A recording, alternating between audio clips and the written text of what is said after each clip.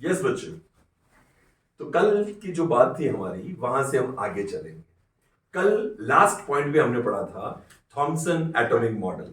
Thompson atomic model ये कहता है कि atom is made up of positively charged sphere in which electrons are embedded. The total negative charge electron is equal to total positive charge proton. That is why atom is electrically neutral as a whole.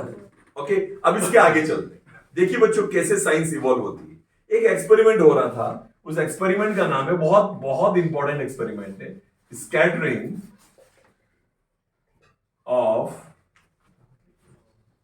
Alpha particle experiment. Scattering of alpha particle experiment. आज हम इसको समझेंगे बच्चों। बच्चों आपको अभी कुछ भी नहीं पता है, हम बिल्कुल जीरो से समझने की कोशिश करेंगे। सबसे पहले स्कैटरिंग। Scattering means what? बिखरना, यानी ये आप जानते हो। Of alpha particle, alpha particle के बारे में आप कुछ भी नहीं जानते, नहीं जानते ना बच्चों। आइए मैं आपको पहले अल्फा पार्टिकल क्या होते हैं ये समझाता हूं, आगे की बात तो बाद में करेंगे। अल्फा पार्टिकल, अल्फा पार्टिकल्स बच्चों, अल्फा एक्चुअल में ग्रीक का एक लेटर है। जैसे हमारे यहां लेटर होते हैं इंग्लिश में A B C D E, होते हैं ना ऐसे 26 लेटर्स, ऐसे ग्रीक अल्फाबेट्स में पहला लेटर होता है अल्फा। ये अल्फा उसका सिंबल है और कोई बड़ी बात नहीं। दूसरा लेटर होता है बीटा, तीसरा होता है गामा, मतलब and so on, omega, phi, psi, lambda, बहुत तरह की चीजें आप पढ़ोगे आप। ओके, तो ये है अल्फा पार्टिकल। अब बात करते हैं कि चलो ये तो समझ में आ गया कि अल्फा नाम क्या है। अल्फा एक लेटर है, ओके, ग्रीक अल्फाबेट है। लेकिन अल्फा पार्टिकल कहते किसको है, क्या है ये बच्चों? मैं आपको बताऊं कि कई सालों पहले एक कपल थे, मैडम क्यूरी और मिस्टर क्यूरी। ये लोग तरह तरह की चीजों पे एक्सपेरिमेंट करते थे। तो इन्होंने क्या किया कि इनके पास फोटोग्राफिक प्लेट, फोटो खींचते थे, तो तरह तरह के फोटो खींच रखे थे इन्होंने। और इनके पास जो फोटो का जो रोल होता है ना बेटा, वो उन्होंने अपने एक्सपेरिमेंट जा करते थे उसकी ड्रॉर में रख रखा। और ये सोचा था कि थोड़े दिनों बाद ये जो फिल्म है इसको मैं एक्सपोज कराएंगे। क्या आपने सुना है पुराने जमाने में ऐसा होता था? आजकल तो डिजिटल फोटोग्राफी हो गई, ये फोटो खींचा हो गया। पहले वो रील आती थी, उसमें 30-32 फोटो होते थे, वो घूमता था, याद है थोड़ा थोड़ा आपको? तो वो फोटो जो होते थे फिर उसको धुलवाना पड़ता था, एक्सपोज करवाना पड़ता था। और फिर उसकी एक नेगेटिव आती थी, एक काली काली सी फिल्म प्लास्टिक की, और उसकी पॉजिटिव कागज पे प्रिंट हो गया था। देखा था आप लोगों ने? तो ये ऐसे उन्होंने रख रखा था। और कभी किसी को खराब करने होते ना, उस रील को लेके यूं निकाल दो तो हवा में आते ही वो सारी खराब हो जाएगी, उसमें जो फोटो थे सब खत्म हो जाएंगे। अब उन्होंने बहुत ध्यान से, क्योंकि फोटो उनके किसी बहुत इंपॉर्टेंट इवेंट के फोटो थे, उन्होंने ध्यान से रख रखे थे अपने ड्रॉर के अंदर। लेकिन जब उसको एक्सपोज कराने के लिए उन्होंने लेबोरेटरी में दिया, लैब में दिया, फोटो लैब होती थी वहां दिया उन्होंने, और वहां पर जब उन्होंने एक्सपोज करने की कोशिश की तो देखा कि सारे नेगेटिव्स खराब हो चुके थे, मानो उनको लाइट में एक्सपोज कर दिया गया। तो उनको बहुत आश्चर्य हुआ कि हमने तो बहुत ध्यान से, सलीके से हमेशा रखते हैं, ऐसे रख रखा था, ये कैसे एक्सपोज हो गए, लाइट कैसे लग गई इसको? तो उन्होंने जब ड्रॉअर को देखा, फिर उसकी सारी स्टडी की कि और क्या चीज है वहां, ऐसा क्यों हुआ। तो ये इस तरह की इंसिडेंट से आसपास पड़े हुए जो कुछ पत्थर, मिनरल थे, उनके बारे में उनको और ज्यादा इंफॉर्मेशन मिली, उनके बारे में उन्होंने स्टडी किया। तो पता चला बच्चों कि वो जो पत्थर के टुकड़े थे वो ऑटोमेटिकली अपने अंदर से रेडिएशंस निकालते। क्या? स्टोन्स, मिनरल्स, ऐसे पत्थर होते हैं जो अपने अंदर से क्या निकालते हैं? रेडिएशंस निकालते। ऐसे स्टोन या मिनरल्स को, ऐसे एलिमेंट्स को, ऐसे सब्सटेंसेस को हम रेडियो एक्टिव सब्सटेंस कहते हैं। क्या बोलते हैं? इस तरह से एक्सीडेंटली उन्होंने रेडियो एक्टिविटी की डिस्कवरी करी और उनको नोबेल प्राइज मिला। तो क्या होती है radio activity? Radio activity means कुछ सब्सटेंस ऐसे होते हैं जो अपने अंदर से लगातार रेडिएशंस निकालते ही रहते हैं। कुछ भी कर लो, ये है तो रेडिएशन निकालते रहेगा, उसको गर्म करो, ढक के रखो, कुछ भी रखो, रेडिएशंस निकालते रहते हैं। ऐसे सब्सटेंस को हम रेडियो एक्टिव सब्सटेंस कहते हैं। यहां पर ये पीरियोडिक टेबल देख रखी है आपने, और जो भी रेडियो एक्टिव सब्सटेंस यहां दे रखे हैं उन सब के ऊपर ऐसा येलो और ब्लैक फैन जैसा बना रखा है, ये सब रेडियो एक्टिव। आप लोग कभी एक्सरे लैब में जाते हो, लेबोरेटरी में वहां जाना मना होता है, वहां पर भी ऐसे बड़े बड़े सिंबल होते हैं, वो रेडियो एक्टिव है। वो आपकी बॉडी में गिरता है तो आपकी बॉडी को हार्म कर सकता है। ज्यादा दिन वहां एक्सपोज हो तो कहते हैं कि कैंसर हो जाता है या कैंसर होने के चांसेस होते हैं। सुना है आप लोगों ने ऐसा कुछ, है ना? रेडियो एक्सरेज में ज्यादा नहीं रहना चाहिए। एक्सरे करते समय एक्सरे लेने वाला भी पीछे जाके छिप जाता है, फिर बटन चालू करता है और आप भले एक्सपोज हो, क्योंकि आपको तो मजबूरी में करवाना पड़ रहा है एक्सरे। तो एक्सरे ऐसी रेज होती है जो आपकी चमड़ी को पार करके निकल जाती है, और जो आपकी बॉन्स है उनमें से वो निकल नहीं सकती हैं, तो नीचे बॉन्स का पूरा पिक्चर आ जाता है। एक्सरेज बच्चों, ऐसी ही 3 रेज होती हैं जो रेडियो एक्टिव सब्सटेंस से निकलती है। कितनी रेज होती है? 3। आइए मैं थोड़ा सा बताऊं। जैसे ये रेडियो एक्टिव सब्सटेंस है, तो हम इसको इस तरह से लेड में कहीं रखते हैं ऐसे, तो यहां पर रखने से हम देखेंगे इसके अंदर 3 रेज निकल गई। ये रेज कैसी है? तो हमने यहाँ पॉजिटिव टर्मिनल लगाया, यहाँ नेगेटिव टर्मिनल लगाया, तो पता चले ये रेज किधर की और डिफ्लेक्ट होती है। तो हमने देखा कुछ पार्टिकल इसमें ऐसे हैं जो इधर जा रहे हैं, जो खुद पॉजिटिव क्यों जा रहे हैं तो कैसे होंगे? नेगेटिव। और कुछ ऐसे जो नेगेटिव क्यों जा रहे हैं तो खुद कैसे होंगे? पॉजिटिव। ये जो अल्फा पार्टिकल है, ये positive particle, alpha particle positive होते हैं। और ये जो नेगेटिव चीज है, ये क्या होती है? Beta particles. और कुछ ऐसी होती है जो अल्फा बीटा दोनों में से नहीं होकर सीधी आगे जाती है, इनको बोलते हैं गामा रेज। तो प्यारे बच्चों, हमने देखा कि रेडियो एक्टिव सब्सटेंस में 3 तरह के रेडिएशंस होते हैं। एक अल्फा पार्टिकल, एक बीटा पार्टिकल और एक गामा रेज। सर, क्या ये हमारे कोर्स में है? नहीं। 9th क्लास में आपके कोर्स में ये बिल्कुल भी नहीं। फिर सर आपने ये क्यों पढ़ाया? क्योंकि समझाने के लिए कि अल्फा पार्टिकल क्या होता है। रेडियो एक्टिव सब्सटेंस से निकलने वाला होता है ये अल्फा पार्टिकल। अल्फा पार्टिकल को यदि हम इस एलिमेंट्स में देखें तो कितना भारी होता है, कैसा पार्टिकल होता है? तो हम देख सकते हैं ये जो हीलियम है ना, हीलियम, अल्फा पार्टिकल बिल्कुल हीलियम होता है। हीलियम क्या होता है मैं आपको बताता हूं।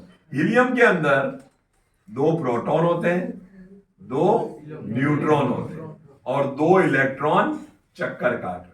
कितने इलेक्ट्रॉन चक्कर काट रहे हैं? 2। पहली शेल में ही है, दूसरी शेल तो इसमें होती नहीं है। 2 इलेक्ट्रॉन चक्कर काट रहे हैं। ये है हीलियम। क्या है ये? हीलियम। इस हीलियम में से यदि दोनों इलेक्ट्रॉन चले जाएं, तो ये जो बचा बीच में 2 प्रोटॉन और 2 न्यूट्रॉन, ये अल्फा पार्टिकल है।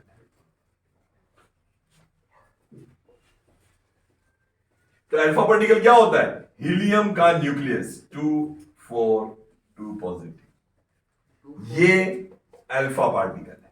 अल्फा पार्टिकल का सिंबल।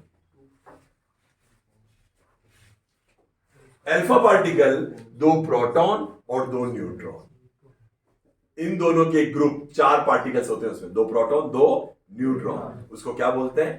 Alpha particle.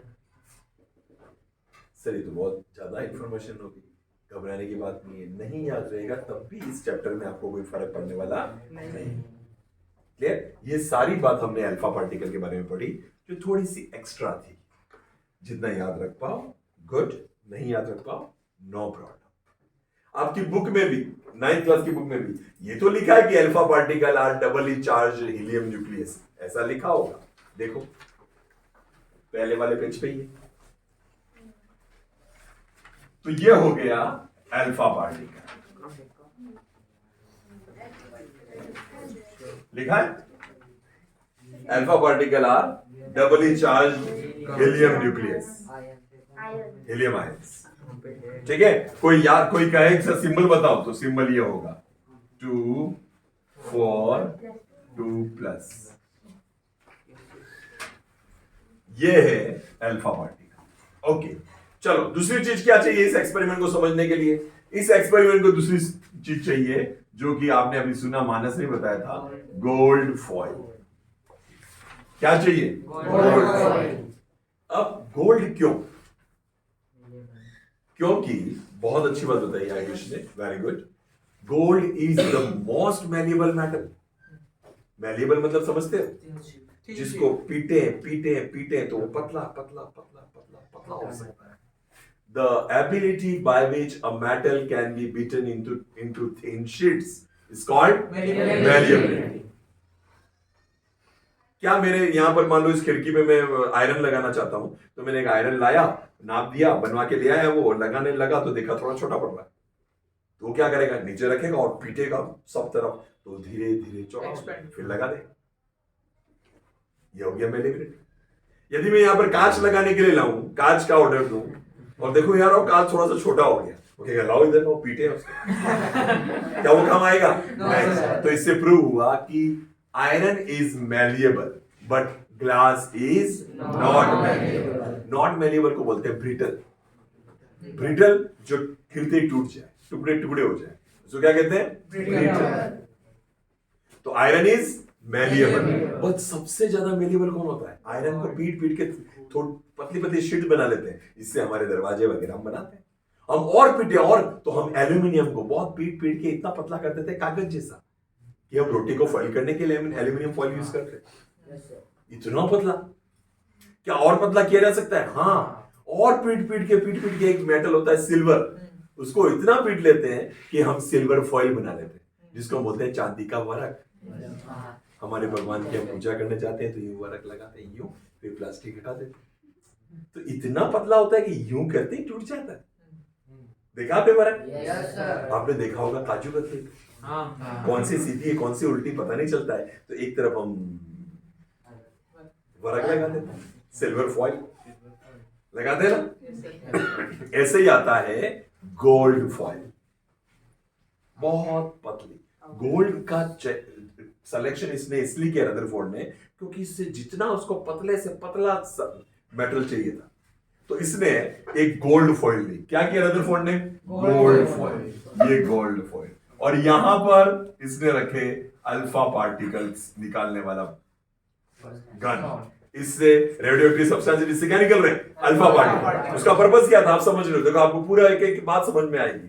हमने देखा ये दोनों का यूज कर रहा था, वो अल्फा पार्टिकल लेना था उसको, और क्या लिया? Gold foil. और उसका क्या पर्पस था कि ये अल्फा पार्टिकल का बम्बारमेंट करवाऊंगा, जिसको पबजी खेलेगा, क्या करेगा वो? ये अल्फा पार्टिकल डालेगा इस गोल्ड फॉइल पे। ठीक है, देखते हैं क्या होता है। ठीक है, तो उसने क्या सोचा, उसने ये, अब देखो हमारी बुक में ये लिखा है कि एक्सपेरिमेंट क्या था। सुनना, what was the experiment? Experiment क्या था? What was his expectation? उसने सोचा क्या था कि ऐसा ऐसा होगा।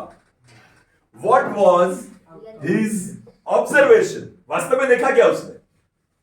एंड देन हिज कंक्लूजन, और फिर उसने अपना मॉडल दिया। 5 पॉइंट में हम इस पूरी बात को पढ़ेंगे। What was the experiment? Experiment था क्या? मैं सुना रहा हूं, बच्चों सुनिएगा। एक्सपेरिमेंट ये था कि पर्पस उसका ये था कि अल्फा पार्टिकल्स को वो गोल्ड फॉइल के ऊपर टकराएगा, बम्बारमेंट करेगा। यही इसका एक्सपेरिमेंट था। ये हो गया क्या एक्सपेरिमेंट था? Alpha particle scattering means Rutherford somehow managed this apparatus to bombard gold foil with alpha particles. Clear? क्या उसकी ऑब्जर्वेशन थी? ऑब्जर्वेशन ये थी कि थॉमसन ने कहा है कि एटम में सब जगह पॉजिटिव चार्ज डिस्ट्रीब्यूटेड है, दूर दूर है, तो ये अल्फा पार्टिकल जो है वो आराम से इसको क्रॉस करके निकल जाए, सब इसको अंदर से निकल जाए।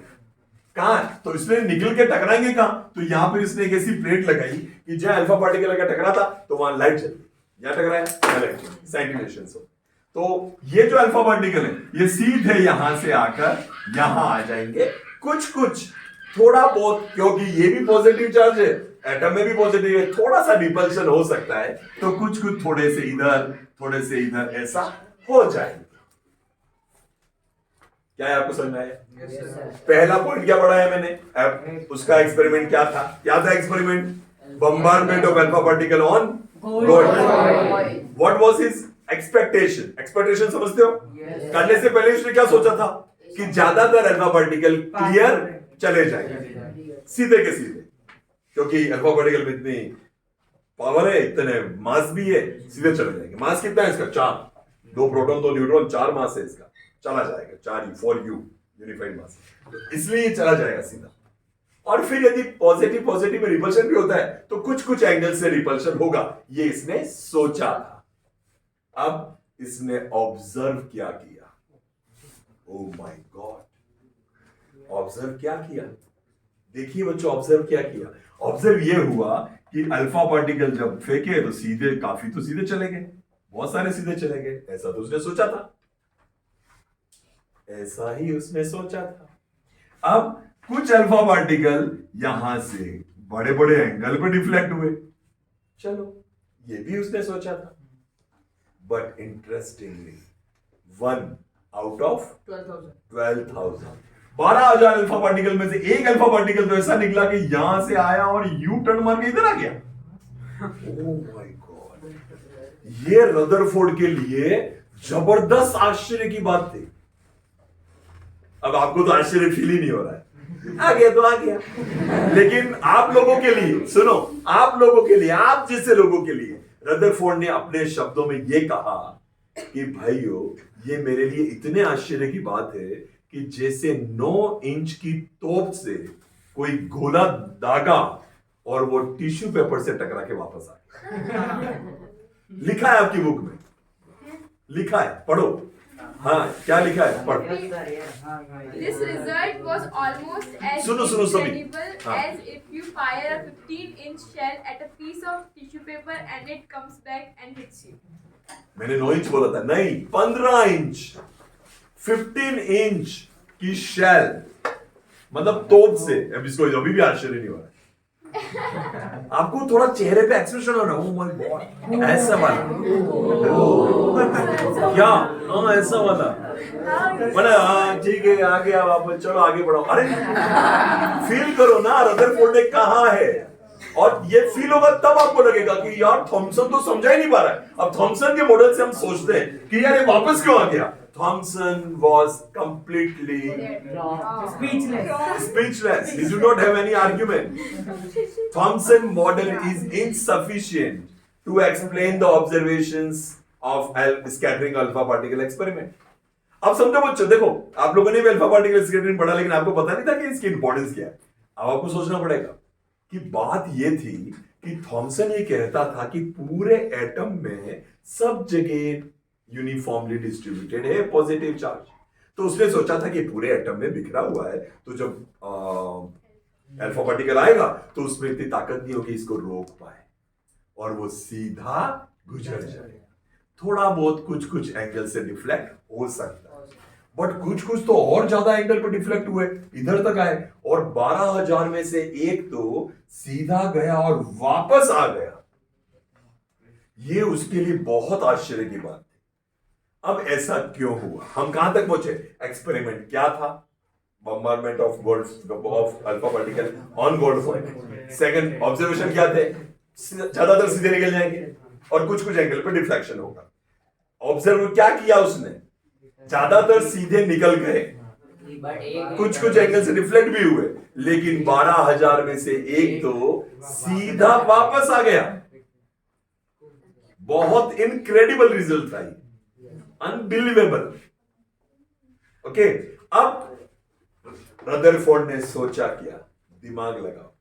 रदरफोर्ड ने ये सोचा कि यार थॉमसन ये कह रहा था कि मान लो ये गोल्ड फॉइल है, बच्चों ये गोल्ड फॉइल है ना, तो ये गोल्ड फॉइल में ये सारे एटम है, ये एटम है, ये एटम है, ये एटम है। तो एटम का सारा जो पॉजिटिव चार्ज प्रोटॉन है ना, वो एटम में पूरी जगह डिस्ट्रीब्यूट नहीं है। सारे जो प्रोटॉन, वो कह रहा था कि पूरे एटम में प्रोटॉन बराबर बराबर दूर दूर फैले हुए हैं। गलत बात, ये नहीं है। सारे जो प्रोटॉन है वो सब एक छोटी सी जगह इकट्ठे हैं। तो एटम तो वास्तव में पूरा का पूरा खाली है। इस एटम में छोटी सी जगह है, इस छोटी सी जगह पे सारे प्रोटॉन रिसाइड करते हैं। तो क्या हुआ? तो हुआ ये कि जो अल्फा पार्टिकल यहां है सीधे चले गए, यहां है सीधे चले गए, जो इसके पास आए वो थोड़े एंगल से रिफ्लेक्ट हुए और पास आए, और जो सीधा इसकी तरफ आया वो तो वापस आ गए। अब हमको समझ में आया। और उसने बकायदा इसकी नंबर के हिसाब से कि 12,000 में से ऐसा आया है तो कितना एटम बड़ा होगा, कितना न्यूक्लियस छोटा होगा, एटम में न्यूक्लियस की साइज कितनी होगी, ये भी आइडिया लगाया रदरफोर्ड। तो बच्चों हमारी बुक में एक एक बात ऐसे दे रखी है जैसे मैं बता रहा हूं।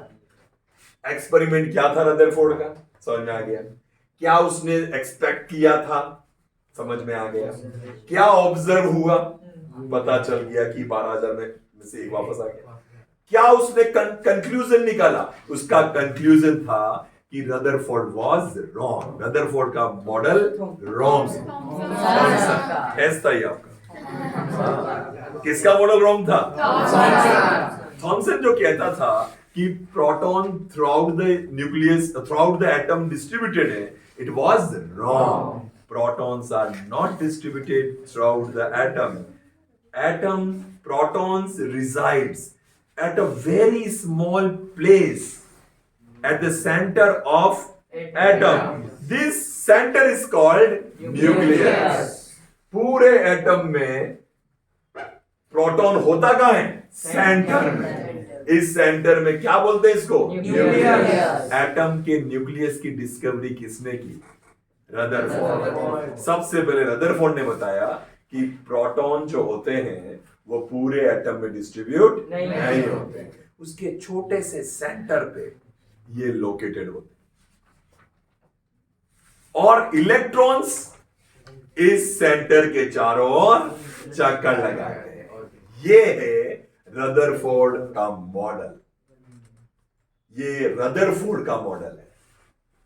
रदरफोर्ड के मॉडल को बोलते हैं न्यूक्लियर मॉडल ऑफ रदरफोर्ड, क्योंकि इसने एटम में किसकी बात बताई? न्यूक्लियस। उसने कहा कि देखो बच्चों, अब मैं आपको बताना चाहता हूं, जो चीज हम देख नहीं सकते हैं, एटम इतने छोटे हैं, उनको साइंटिस्ट कैसे अपनी अपनी थ्योरी से डिस्क्राइब कर रहे हैं, एक्सपेरिमेंट से वेरीफाई कर रहे हैं। बात समझ में आ रहा है आपको? तो थॉमसन का एटॉमिक मॉडल यहां पर फेल हो गया। What was the drawback of Thomson's atomic model? Thomson's atomic model cannot explain the observation of alpha particle scattering experiment performed by Rutherford. So it was failed. Now what is Rutherford's nuclear model? आपकी book में 3 points दे रखे हैं, 2 point दे रखे हैं? 3 points दे रखे हैं। चलिए पढ़िए, फर्स्ट पॉइंट क्या है? Most of the first moving a particle past strength through नहीं बेटा, ये मॉडल नहीं है, मॉडल नीचे है, लास्ट में। हाँ इधर ही। Yes, There is a positively charged. हाँ There is a positively charged center in an atom called the nucleus. Nearly all the mass of an atom resists in the nucleus. समझ आया आपको? तो हम लोग इस तरह से बोल सकते हैं, nearly all the mass and positive charge of an atom resides at its centre called nucleus. Atom का सारा पॉजिटिव चार्ज, सारा मास कहां होता है? उसके बीचों बीच में छोटा सा न्यूक्लियस है। प्यारे बच्चों, न्यूक्लियस कितना छोटा है बताऊं मैं आपको? बता दूं? 10⁻⁵ टाइम्स छोटा है। मैं आपको बताता हूं, सुनो। एटम की साइज कितनी है? तो एटम की साइज होती है 10⁻⁻10 मीटर। और न्यूक्लियस की साइज कितनी है? तो न्यूक्लियस की साइज होती है 10⁻⁻15 मीटर। 5 जीरो और लगा दो, उतना छोटा है। ये सेकंड पॉइंट बोल रहा है, सुनिए राशि पढ़ी।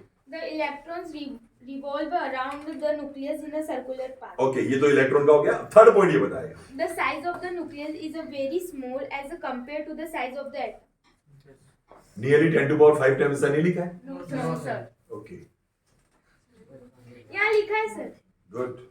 From the data, he also calculated that the radius of the nucleus is about 10⁻⁵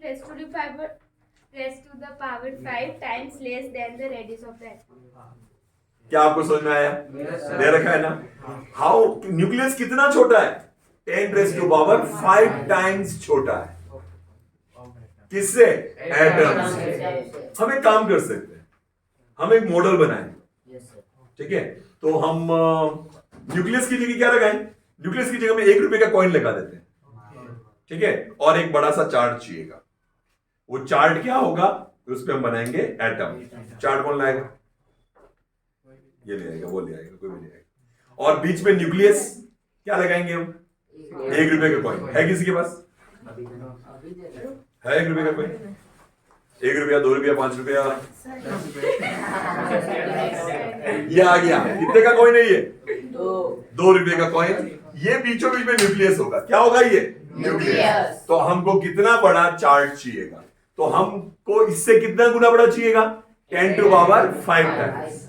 इतना बड़ा हमको चाहिएगा चार्ट। देखिए कितना बड़ा चाहिएगा हमको। इसके अलग किसके पास?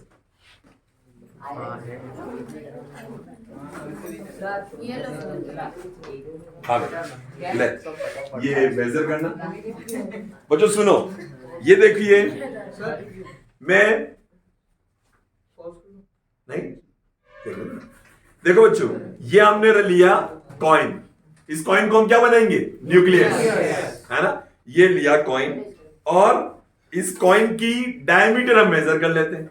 ठीक है, जितने डायमीटर का ये है उससे 10 टू पावर 5 डायमीटर का चार्ट आपको लाना पड़ेगा। तो ये हमने लगा लिया कॉइन और हम देखते हैं इसकी डायमीटर कितनी है।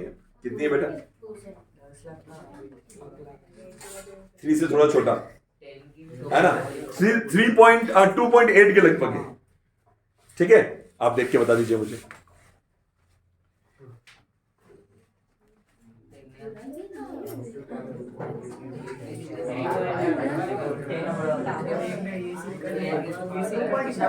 हाँ कितना है बच्चों?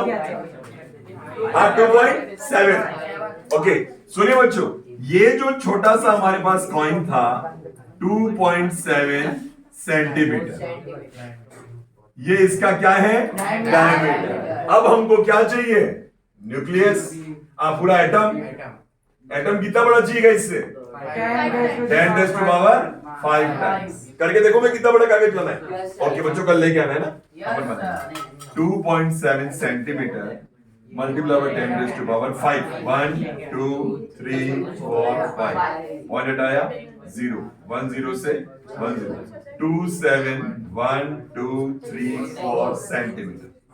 सेंटीमीटर वाला समझ में नहीं आया, मीटर बदल दे इसको। तो इसको कर दिया डिवाइडेड बाय 3, तो ये 270 100 है ना? 2700 मीटर। अरे ये भी समझ नहीं आया, किलोमीटर बोलते हैं 2.7 किलोमीटर। सोरे लाएगा 2.7 किलोमीटर। बच्चों अब थोड़ा सा सोचो, मतलब यदि न्यूक्लियस 1 रुपये का कॉइन हो बीच में, तो एटम कितना बड़ा होगा? 2.7 किलोमीटर। मतलब यू सब लोग पूरा ऋषभदेव के सेंटर से रेडियस कितनी होगी? हर तरफ 1.5 किलोमीटर लगभग, है क्या नहीं? तो ऑलमोस्ट पूरा ऋषभदेव ढक जाए इतना बड़ा यदि चार्ट लाओगे तो उसमें एक कॉइन जितना छोटा सा न्यूक्लियस होगा। क्या आपको समझ में आया? अब बात को समझिए आप। रदरफोर्ड ने भी कहा था कि यदि एक फुटबॉल का मैदान, किसका? फुटबॉल का ग्राउंड यदि एटम हो तो उसके बीच में एक मक्खी बैठी है, न्यूक्लियस इतना सा होता है। न्यूक्लियस, अब आप सोचो कि न्यूक्लियस के अलावा एटम में कितना खाली जगह है? बहुत सारे अल्फा पार्टिकल सीधे क्यों चले गए? क्योंकि एटम बहुत सारा एम्प्टी है। रदरफोर्ड की बात कितनी गलत थी। रदरफोर्ड तो कह रहा था कि पूरी थाली में हलवा फिला हुआ है। थॉमसन क्या कह रहा था? पूरी थाली में हलवा है। वो बात सही नहीं है। रदरफोर्ड ने कहा नहीं भैया ऐसा नहीं है, जो आप कह रहे हो कि पूरी एटम में फैला हुआ है वो वास्तव में इतनी छोटी सी जगह पे इकट्ठा हुआ है, बहुत छोटी सी जगह पे। इसलिए अल्फा पार्टिकल सीधे गुजर जाते हैं ज्यादातर, और एक छोटा सा फ्रैक्शन ऐसा भी होता है जो वापस लौट आता है, जहां पर सारे एटम, प्रोटॉन, मास, प्रोटॉन और पॉजिटिव चार्ज कॉन्सेंट्रेटेड है एक ही जगह। तो प्यारे बच्चों, मुझे पर्सनली पढ़ाने में रदरफोर्ड का मॉडल बहुत इंटरेस्टिंग लगता है। मैंने आपको समरी में बताने की कोशिश की।